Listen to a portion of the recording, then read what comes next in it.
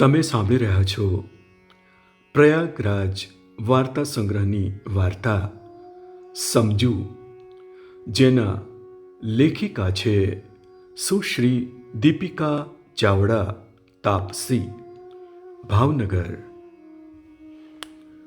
નર્મદાના કાંઠા પરના અંતરિયાળ જંગલ વિસ્તારમાં આવેલ એક ગામના નટ બજાણિયાની વસ્તી વસવાટ કરીને રહેતી હતી.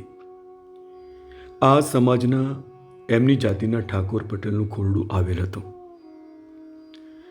નર્મદાના તટે નર્મદાના નીર જેવી જ ઉછળતી કૂદતી સમજુ નામે એમની દીકરી હતી.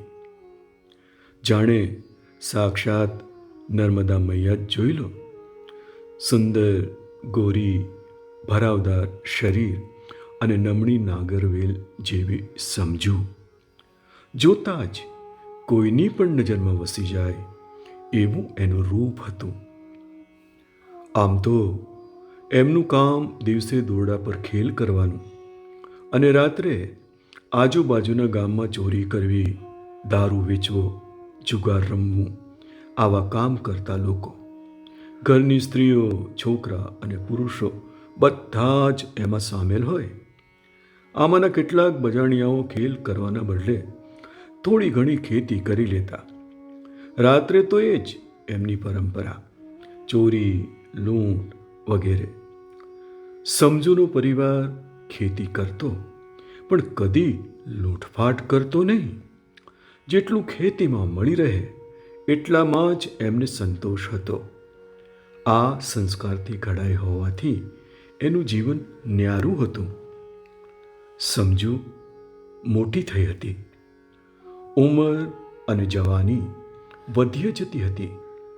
જે ખેતરે એ કામ કરતી હતી એની સામેના ભાગના ગામની સીમ હતી. એ સીમના ખેતરે દેવલો મજૂરી આવતો હતો. દેવલો એટલે દેવનું દીધેલ હોય એવો કામદેવ જેવો. એને માથે રંગીન ફાળિયું બાંધ્યું હોય, ભરાવદાર છાતી અને સહેજ ગૌરવર્ણવાન. સમજુ અહીં એના ખેતરને શેઢેથી આટલે છેટેથી પણ એને કળી લેતી ને વિચારતી કે શું દેવલોય પોતાને નહીં પારખી લેતો હોય. સમજુને બાળપણમાં જ દેવલા સાથે પરણાવી દીધેલી. એ વખતે ઘોડિયા લગ્ન જ હતા અને આજે સમજુ 18ની થઈ ગઈ છે. 16 કળાએ એનું યૌવન ખીલી ઉઠ્યું છે. આંખોમાં પરણ્યાને પામવાના કંઈક ઓરતા ભર્યા છે. રોજ સીમાડે ઊભેલા દેવલાને જોઈને હૈયું ફાટ ફાટ થાય છે, પણ એક ઊનો નિસાસો નાખીને એના પરણિતરને જોઈ રહે છે. હા, સમજુ હજી સુધી સાસરે નથી ગઈ. પોતાના મા બાપ ભેગી જ રહે છે. એના બાપાની ઉંમર થઈ ગઈ છે અને ખેતર સંભાળી શકતા નથી. તે બધું જ કામ સમજુ માથે લઈને ફરે છે અને એ બહાને રોજ દૂર દૂરથી પણ એના દેવલાને નિરખ્યા કરે છે. તે દેવલોય રોજ તીરછી નજરે સમજુને જોઈ જ લેતો હોય છે. અલી એ સમજુ. જુવારનો ભારો બાંધતા બાંધતા જ સમજુએ ઊંચી જોયું અને બોલનારની સામે જોઈને કહ્યું, આવો જગા પટેલ, આવો. એમણે સીધો જ સવાલ કર્યો, સમજુ તું ચમ હારે નથી આવતી? સમજુ ઘડીક તો મૂંઝવણમાં પડી કે એમને શું જવાબ આપવો. જગા પટેલ પણ મૂંઝાયા કે મારે આમ ધડ દઈને ના પૂછાય. પણ પછી આમ ભીડીને બોલી નાખ્યું, એ મને પૂછવા જ ખાસ મોકલો છે. કોણે? તમારા ભાઈબંધે. સામો સવાલ કરતા તો સમજુના મોં પર શરમના શેરડા પડ્યા. જગા પટેલે ડોકું હલાવીને હા પાડી અને સામે છેડે દૂર ખેતરના શેઢે નીચે વળીને દેવલો દાંતરડી ચલાવતો હતો ત્યાં નજર કરી. પણ દેવલો કદાચ જાણી જોઈને જ નીચી નજરે કામ કરતો હતો. સમજુ જાણે જવાબ ગળી ગઈ, નથી આવવું. બોલતી જ ઘાસના ભારા ઉપર પગ મૂકીને ઊભી રહી અને જાણે એના હૈયાને અકળાવતી સ્થિતિને ટાળવા મથતી હોય. પણ કંઈક તો કે કારણ તો હશે ને.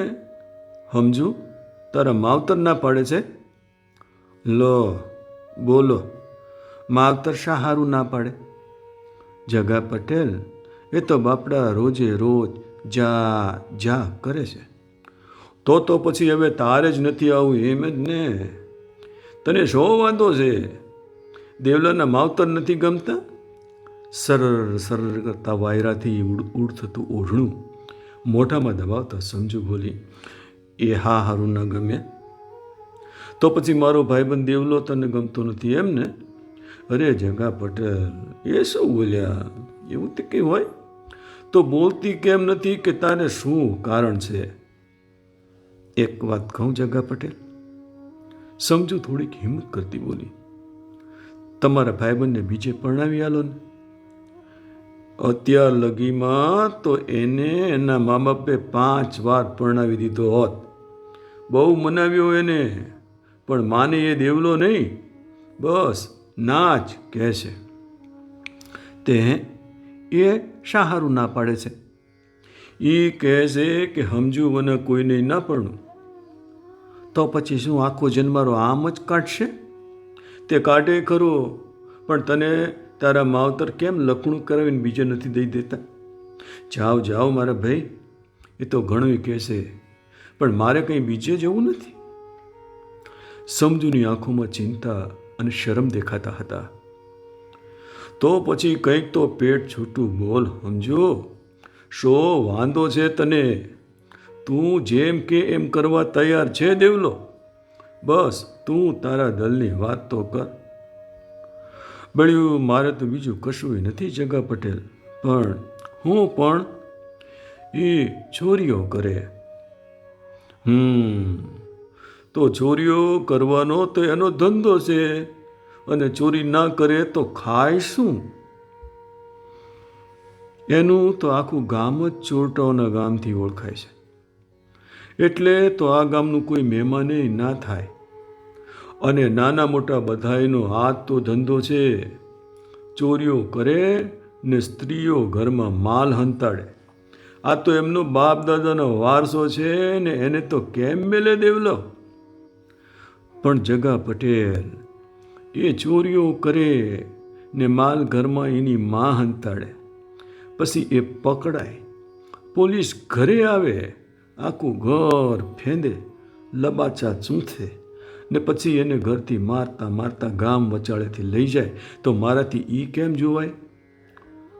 સમજુએ હવે ચોખવટ કરી, મારે એવું નથી જોવું, મારાથી એ ના સહન થાય, મારે નથી આવવું સાસરે. સમજુ નહોતી જાણતી કે ચોરી કરવી એ પાપ છે કે અનીતિ.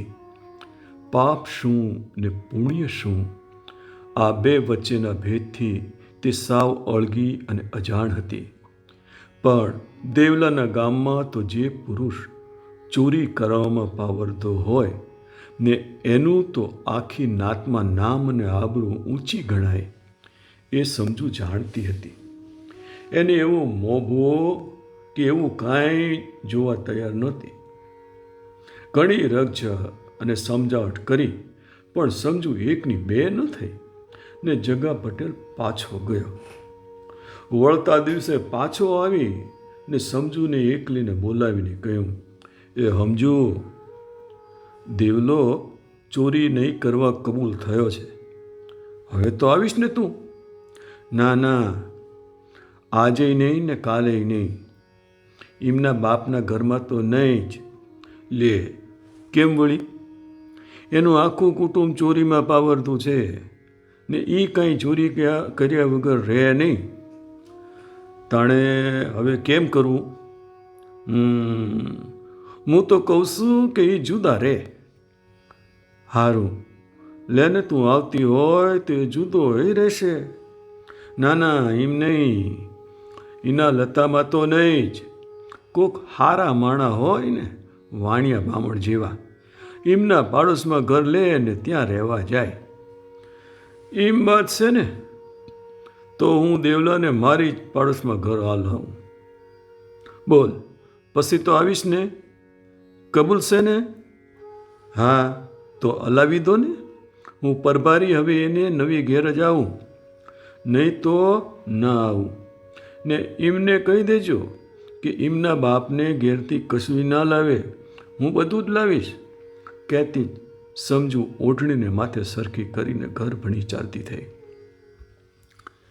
પછી થોડા જ દિવસમાં સમજુ પોતાના બાપાના ગાડામાં બેસીને દેવલાને ગામ આવી ને સીધી ભાડાના ઘરે આવીને ઉતરી. ગાડું એક ખૂણે લીધું. ઘરેથી એક ભેંસ બાંધતી આવી હતી, એને ફળિયામાં બાંધી. બાપાએ 10-12 મણ દાણા ને સીધું સામાન બંધાવી આપ્યા હતા. એને ઉતારી ને ઘરના એક ખૂણે મૂક્યા. વળતા દિવસની વહેલી પરોઢે દેવલાને ટંકો કરતી પથારી છોડાવતી બોલી, એ હવે ઉઠો, સીમની વેળા થઈ ગઈ. પોતે વહેલી જાગીને રોટલા ઘડી કાઢેલા. તે રોટલા લઈને સમજુ પણ દેવલા જોડે સીમમાં ગઈ. એ એમનો નિત્યક્રમ બની ગયો. દી આખો મજૂરી કરે. બપોરે દેવલાને હેતેથી ભાતું ખવડાવે, પોતે ખાય. પછી પાછા હાંજ લગણ કામ ખેંચે ને હાંજે દેવલાને લઈને જ પાછી ફરે. એક ઘડીએ દેવલાને રેઢો ના મૂકે. ઘેર આવીને ગરમ પાણી કરી દેવલાના પગ ઝારે, જમાડે ને પછી દેવલાને કહે, તમે નિરાતે હુંઓ પથારીમાં. કહેતી પાછી સમજુ ગામમાં જાય ને વળતા દાડાની મજૂરી શોધી લાવે. આમ મજૂરી કરતાં કરતાં બાપે આપેલ ભેંસનું વલણું પણ કરે ને એનું ઘી કરે અને ઘી વેચીને પણ નાણાં કમાય. આટલા કામ કરતાં કરતાં પણ સમજુ દેવલાને કદી લગીરે રેઢો મેલે જ નહીં. રખે ને રેઢો મેલે ને પાછો ચોરીમાં મનકું ચડી બેહે તો વળી પકડાય, પોલીસ ઘેર આવે, જડતી લે, લબાચા ચૂંથે, દેવલાને મારઝૂડ કરે. એ બધું ચમ જોવાય મું? એવી ચિંતા કોરી ખાય. દિવસો જતા સીમની મજૂરી બંધ પડી. હવે શું કરવું? સાસરી કે પિયરનું તો મારે કાંઈ ન ખપે. એક દાણો આ ઘરમાં આણવો નથી. શું ખબર એ કણ ખાધે પાછું બુદ્ધિમાં ચોરી પેસે ને દેવલો પાછો ચોરીને રવારે ચડે ને પાછી પોલીસ આવે, ઘર શું થાય ને દેવલાને મારતા મારતા. સમજુએ પોતાની પાસે બચાવેલા પૈસા કાઢ્યા ને ગણ્યા. એમાંથી એક બળદ લેવાય એમ હતું. એક તો એક. એણે સારો જોઈને એક બળદ લીધો ને ગામમાં તપાસ કરી ને રાત્રે ઘેર આવીને દેવલાને જણાવ્યું કે ગામના પસા કાકા ખેડૂત સાથે આપણે નક્કી કર્યું છે, એક બળદ એમનો ને એક આપણો. હવે માંડો ખેતરની ખેડ કરવા.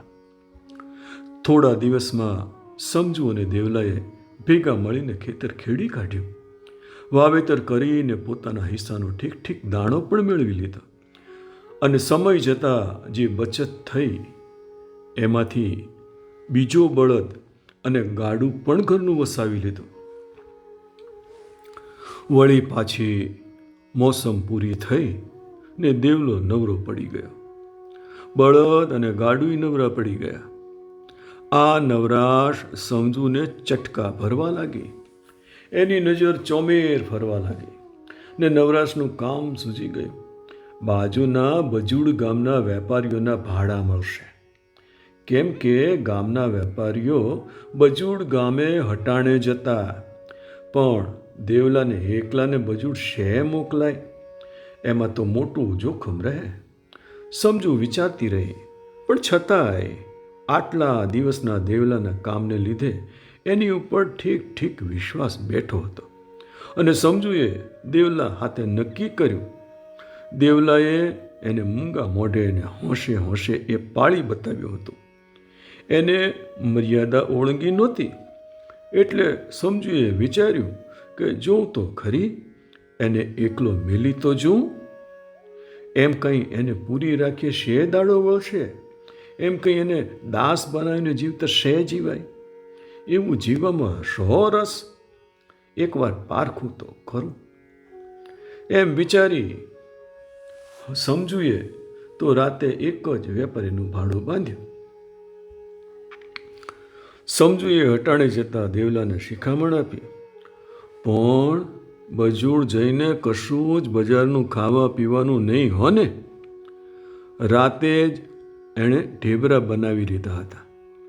વહેલી પરોળે દેવલાને જગાડ્યો, રોટલા ખવડાવ્યા અને ઢેબરાનું ભાતું હારે બંધાવ્યું ને લો આ બીડીનું પડીકું ને ચલમ, ત્યાંથી કશું ખરીદતા નહીં હો. બોલતા સમજુએ ફરી પાછી વાતની ગાંઠ વળાવી. પોતે જ ગાડે બળદ જોતરી દીધા. દેવલો ગાડે ચડ્યો ને ભેળી સમજુએ ભાગોળ લગી દેવલાને વળાવવા ગઈ ને પાછી ઉતરતા ભલામણ કરતી બોલી, હાચવીને વેળાસર આવજો. સાંજ પડી ને સમજુ ભાગોળે જઈને ઊભી રહી. દેવલો ગાડું લઈને આવી ગયો. દેવલાને સાજો નરવો આવેલો જોઈને સમજુનો શ્વાસ હેઠો બેઠો. હવે તમે તમારા ઘરે પહોંચો, મેં ગરમ પાણી તૈયાર કરી મેલ્યું છે, તે નાહી લેજો, ત્યાં હું ગાડું લઈને આવી સમજો. દેવલાને ઘરે મોકલી ગાડું લઈને સમજુ વેપારીની વખારે ગઈ. બધો માલ ઠાલવી ગાડું લઈને ઘરે આવી. બળદોને બાંધ્યા, ચાર નીર્યું ને પછી દેવલાને નિરાંતે જમાડીને પથારીમાં ઊંઘાડી દીધો. સમજુને તો બજુડના ભાડા મળવા લાગ્યા. સૌ વેપારીને સમજુનું ગાડું લઈ જવું ગમતું હતું. આમ પહેલી જ ખેપમાં સમજુએ જે ક્રમ ધારણ કરેલો એ જ ક્રમ વર્ષો સુધી ચાલુ રહ્યો. દેવલાને રોજ વહેલો સુવડાવવો, વહેલો જગાડવો, પેટ ભરીને જમાડવો, ભેળા ભાતામાં ઢેબરા બાંધી દેવા, ચલમનો ભૂકો ને બીડીનું પડીકું પણ સાથે આપવું, ભાગોળ સુધી વળાવવા જવું, સાંજે ભાગોળે જઈને દેવલાની વાટ જોવી, થાકેલા પતિને ઘેર મોકલીને વેપારીનો માલ વખારે પોતે જ ઉતારવા જવું ને પછી ખાલી ગાડું લઈને ઘેર આવવું, બળદને બાંધીને ચારો નીરવો, દેવલાને ગરમ પાણીએ નવરાવવો, જમાડવો અને ચોખ્ખી ફૂલ પથારીએ ઊંઘાડવો. દેવલાના ગામમાં ચોરી, લૂંટફાટ અને ખૂનના ગુનામાં કંઈક જુવાનિયા પાટીદારો જીવથી ગયા હતા, કંઈક જેલમાં પૂરાયા હતા. ઘરે ઘરે રુદન અને આંખોમાં અશ્રુધારા જ વહેતી હતી. ત્યારે એક દેવલાને આંગણે સમજુએ 10 ભેંસો લીધી હતી. ગામની સીમમાં સોના જેવી 30 વીઘા જમીન લીધી હતી. સમજુને ઉંમરે ક્યારેય પોલીસ ડુકાઈ નહોતી કે દેવલાને કદી પોલીસે બાંધ્યો કે માર્યો નહોતો. સમજુએ દેવલાને મોજથી જીવતો કરી દીધો હતો. સમજુ દેવલાને ઘેર 4 છોકરાઓની ભેટ પ્રભુએ આપી હતી. સમજુ આધેડ થઈ ગઈ હતી, પણ આજે એ સૂરજ ઉગેથી લઈને સૂરજ આત્મે ત્યાં લગી સીમમાં જ હોય છે. આજે તો પડોશના 12 પરગણામાંય સમજુ બાની બોલબાલા છે. આજે સમજુ જરૂરિયાતવાળા લોકોની મદદે ઊભી રહે છે અને છૂટા હાથે દાન કરે છે. એક દિવસ દેવલાએ દેહ છોડ્યો. સમજુ પોતાના ભીતરમાં કંઈ કેટલું રડી પડી, નોથારી બની ગઈ. કેટલા સંભાળના યાદ કરીને આંસુડા ગળી ગઈ. સમજુને દેવલા પાછળ કંઈક પુણ્ય કરવાની ઈચ્છા હતી, પણ એને ઝાઝી ગતાગમ પડતી નહીં, એટલે ગામ લોકોની એણે સલાહ લીધી. ગામ લોકોએ સાદો અને સીધો માર્ગ બતાવ્યો. સમજુબા, પરબડીમાં ચકલાની ચણમાં આલો ને. સમજુબાએ ગામના પંખીડાની પરબડી પાછળ 4 વીઘા જમીન દાનમાં દઈ દીધી. આજે આ સમજુબાની સમજણે દેવલાના ગામના લોકો હવે ચોરી લૂંટ મૂકી મજૂરી કરીને ગુજરાન ચલાવે છે અને સમજુબાને પોતાના ભગવાન માનીને એમના ચાતરેલા ચીલે સૌ ચાલવા લાગ્યા છે. બસ મહેનત મજૂરથી નીતિનો રોટલો ખાવો.